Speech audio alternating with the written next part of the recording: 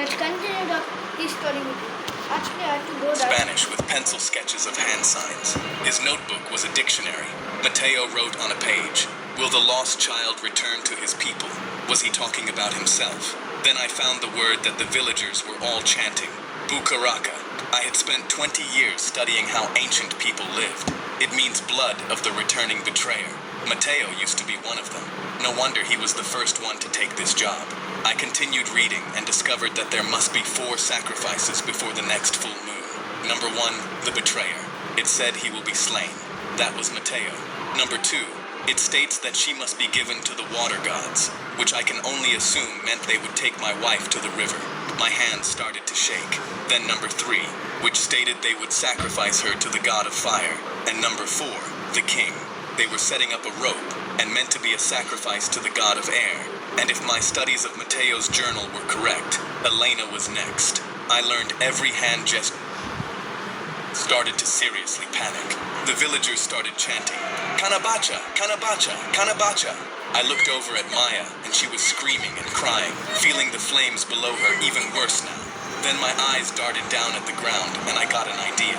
I needed to use what I know, the earth, use it to my advantage. He lunged at me, and I rolled down to the ground, grabbed a handful of dirt, and flung it into his eyes. He was temporarily blinded, which meant this was my chance, my only chance. I tried to grab the sword out of his hands, but he swung a punch across my head with his other hand, and nailed me in the temple.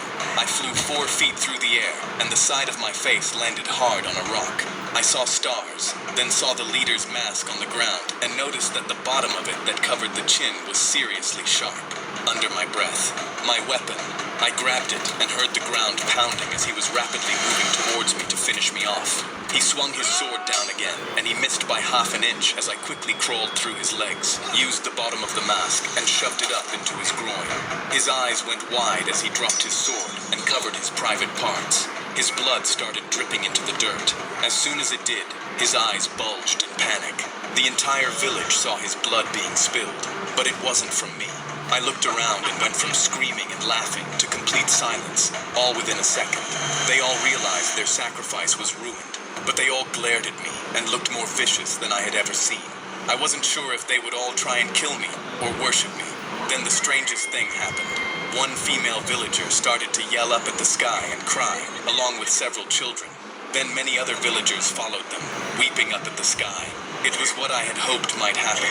They felt cursed for failing at these rituals. The leader sunk down onto his knees in the sand and wept like a baby.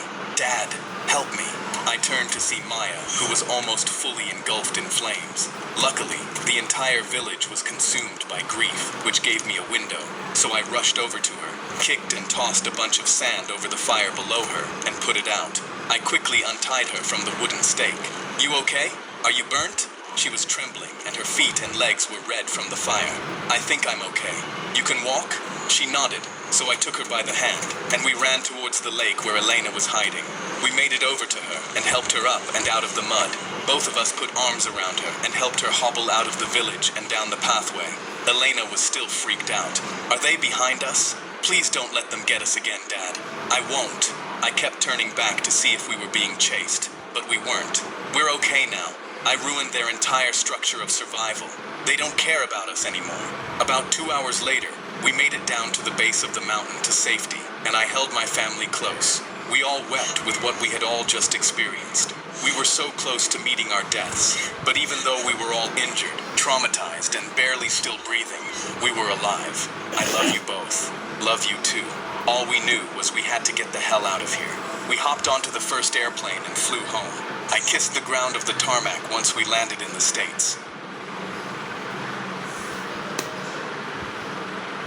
That's enough for this video.